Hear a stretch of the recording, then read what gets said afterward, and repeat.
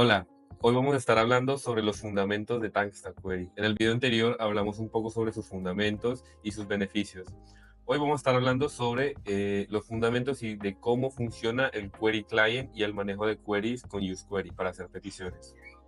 El núcleo de TankStack Query es el Query Client. Este objeto es como el cerebro de la biblioteca. Se encarga de gestionar la query cache, que es donde se guardan todos los datos que se obtienen de las solicitudes. Sin este caché, muchas de las características mágicas de TankStack Query, como la reutilización de datos, no serían posibles. El Query Client debe crearse fuera del componente principal de React. Esto asegura que la caché permanezca estable y no se reinicie cada vez que la aplicación se re-renderiza. Simple pero clave. Una vez instanciado nuestro Query Client en nuestra app, necesitamos el componente Query Client Provider, que distribuye el Query Client a través del contexto de React. Con esto, cualquier componente dentro de nuestra etiqueta app puede acceder al Query Client y a la caché. Un dato curioso, aunque usa el contexto de React, TankStack Query no lo emplea para gestionar estado como lo harías normalmente.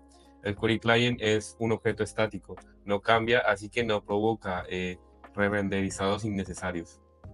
Ahora que tenemos el Query Client configurado, vamos al corazón de la acción, el hook UseQuery. Este hook es la herramienta principal para obtener y gestionar datos asincrónicos de TankStack Query. Se suscribe a la query cache, actualiza un componente cada vez que los datos cambian. Para usar UseQuery necesitas pasarle un objeto con dos propiedades claves, las cuales son query key y query function. La query key es un identificador único que se utiliza para almacenar o buscar datos en la caché. Y la query function es la función que se va a ejecutar. Normalmente se retorna una promesa con la cual contiene la petición a la base de datos o a donde sea. ¿Qué pasa aquí en este ejemplo? Tenemos una UseQuery que si ya hay datos en la caché bajo la clave lucky number, UseQuery los devuelve inmediato. Si no, ejecuta la query function. En este caso es una promesa que lo devuelve un 7. Lo guarda en la caché y lo retorna. Así de simple. Ahora un ejemplo mucho más realista. Esta es una Poke API. Esta Poke API tiene una query key que es Pokémon y ID, donde ID podría ser, por ejemplo, 1 o podría ser Bulbasaur o podría ser cualquier dato.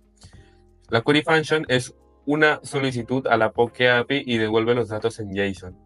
Y en este ejemplo, useQuery nos devuelve las variables útiles que son isLoading para mostrar un cargando, error por si algo falla y data que son los datos finales.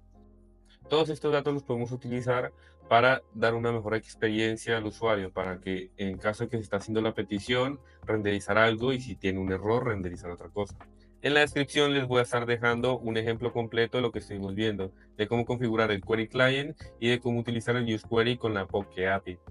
Ahí pueden probar los distintos estados que te genera o te devuelve un UseQuery. Esto es un resumen de lo que estuvimos viendo. Query Client es el núcleo de TankStack Query que gestiona la query cache. Query Client Provider es el componente que hace que el Query Client esté accesible en nuestra app.